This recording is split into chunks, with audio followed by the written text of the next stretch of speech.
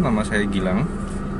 Saya salah satu staf pengajar di Departemen IKGM FKG Universitas Airlangga. Saya salah satu staf pengajar dengan majoring di bidang promosi kesehatan dan ilmu perilaku. Saat ini mungkin saya nggak membahas materi yang banyak-banyak amat. Materi yang mau saya angkat hari ini adalah ada yang nanya ke saya tentang 5 level of prevention Liefel and Clark. Ya, jadi 5 level of prevention Liefel and Clark ini adalah 5 tahapan upaya pencegahan yang bisa dilakukan seorang tenaga medis, bisa dokter gigi, bidan, perawat, sembarang lah, pokoknya tenaga medis, dimana Liefel and Clark merumuskan bahwa kalau mau melakukan upaya pencegahan tuh levelnya ada 5. Dari yang paling sederhana itu, yang paling bawah ada level pertama, yaitu health promotion. Lalu level keduanya adalah early diagnosis and prompt treatment. Lalu level ketiganya adalah bentar, saya sedikit agak lupa. Level ketiganya adalah specific protection, jadi perlindungan spesifik. Yang keempatnya disability limitation, dan yang paling tinggi adalah level pencegahan yang disebut dengan rehabilitation. Nah, kira-kira teman-teman sekalian, apa aja artinya ya? Nah, kita mulai dari yang paling awal deh, health promotion. Health promotion itu adalah upaya pencegahan yang paling gampang dilakukan dan paling bisa diterapkan ketika sumber daya yang lain nggak bisa diandalin, misalnya uang, waktu, tenaga, dan lain sebagainya. Jadi kalau misalnya mau mencegah orang berbuat sesuatu yang bisa cenderung membuat mereka kena penyakit, ya lakukan upaya promosi kesehatan. Jadi kayak penyuluhan, sosialisasi bahayanya ganti-ganti pasangan gitu kan, atau misalnya jajan di lokalisasi gitu ya, nanti bisa menimbulkan penularan HIV/AIDS yang mungkin signifikan, ya maka lakukan upaya pencegahan yang paling ringan adalah dengan melakukan health promotion. Karena saya dosen di FKG, jadi mungkin materinya adalah materi FKG. Jadi pencegahan di level health promotionnya kalau di FKG adalah ya penyuluhan di SD, sosialisasi tentang bagaimana caranya menyikat gigi dengan baik, dimana tujuannya adalah menjaga yang baik tetap baik. Jadi health promotion itu menjaga yang baik tetap baik, intinya sana. Jadi tidak pernah tuh health promotion tujuannya untuk menyembuhkan seseorang yang sakit. Bayangin, misalnya gini, kalau ada orang posisinya sakit nih, gara-gara giginya lubang, datang ke kamu dokter gigi, ya kan?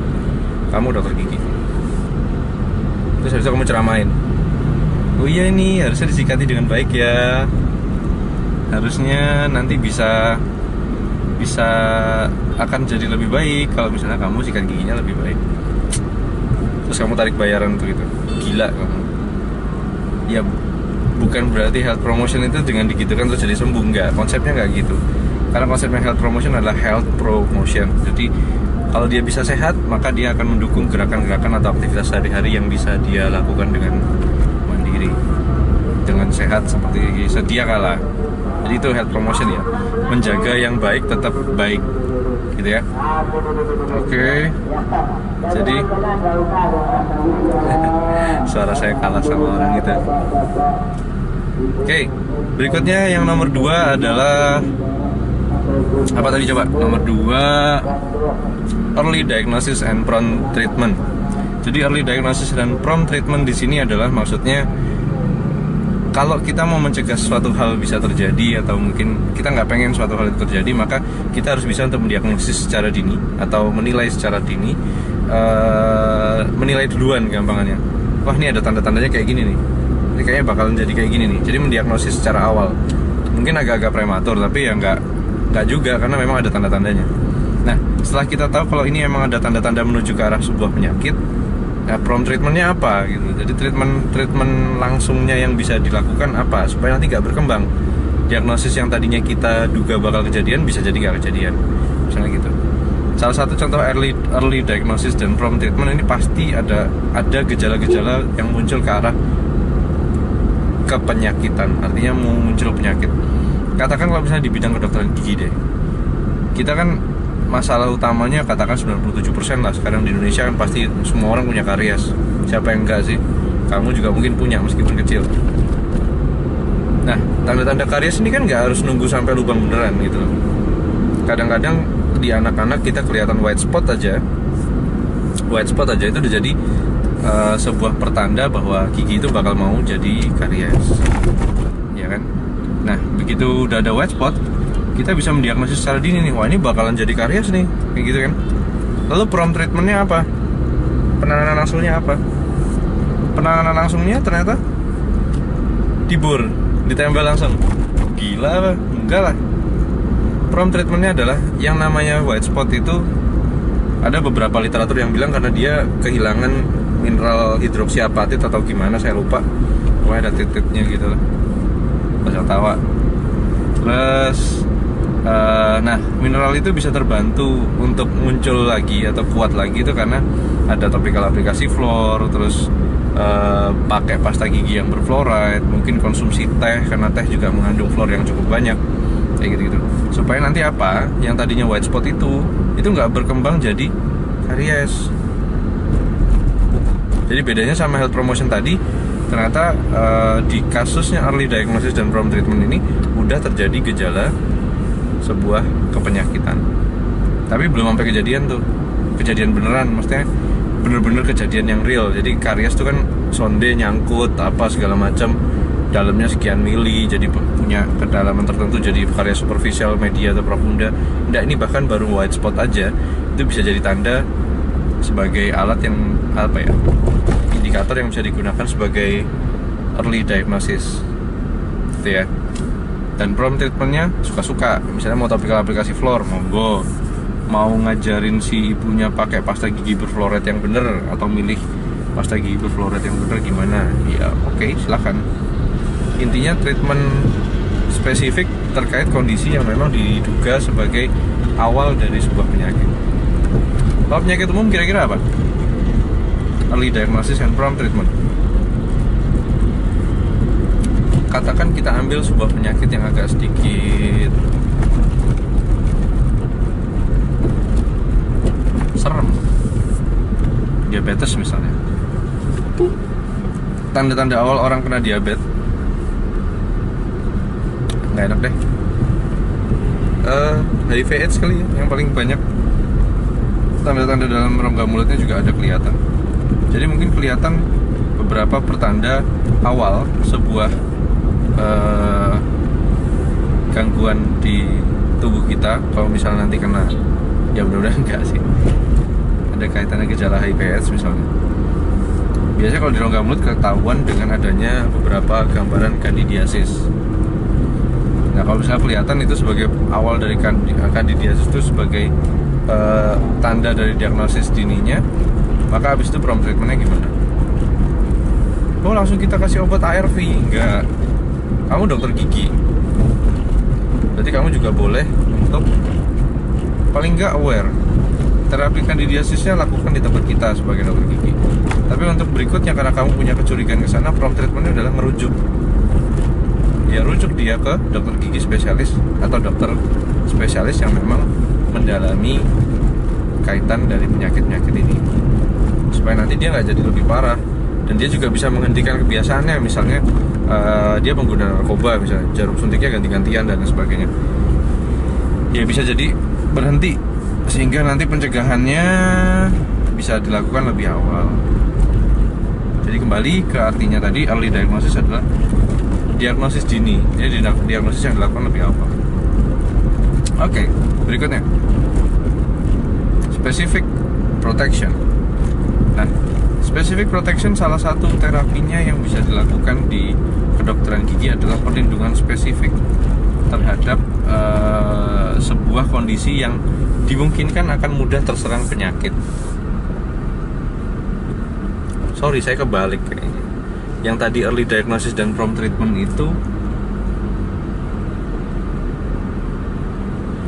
kasusnya kalau di gigi itu bukan yang saya bilang cerita tadi white spot, enggak. white spot tadi itu contoh untuk yang specific protection. Jadi ketika kita tahu tuh specific protectionnya dari benar, sorry, yang dibilang specific protection adalah perlindungan spesifik terhadap sebuah kemungkinan untuk bisanya terjadi penyakit. Jadi misalnya kalau tadi contohnya white spot untuk yang early diagnosis dan proper treatment, maka berikutnya adalah bagaimana kita membuat sebuah tindakan, memberikan sebuah tindakan yang sifatnya treatment. Jadi ada tindakan real, tindakan medik yang tujuannya untuk melindungi secara spesifik supaya nggak benar-benar kejadian penyakitnya. Misalnya karies. Di anak-anak seringkali kita pernah menemui enamel yang struktur pit dan fissurnya dalam. Jadi pit dan fissurnya dalam. Pit dan fissurnya dalam di sini adalah tuh geret-geretnya yang di tengah-tengahnya gigi itu. Geret-geretnya tuh apa ya? Dalam. Jadi kalau misalnya makan, nyantol di situ sering banget. Dan susah diambil makanannya. Nah, kalau makanan sulit diambil, berarti jadi apa? Gampang kotor, kandungan asamnya jadi banyak, terus habis itu potensi kariesnya jadi semakin tinggi dan sebagainya. Nah, untuk mencegah gitu kita harus bikin sebuah perlindungan spesifik. Salah satunya dengan memasang atau mengaplikasikan pit and fissure sealant sebagai perlindungan dari pit dan fissure yang dalam yang nanti bisa menimbulkan terjebaknya makanan di dalam sana. Ya kan? Ya udah. Akhirnya kalau misalnya udah dikasih dan pit and fissure sealant, akhirnya yang tadinya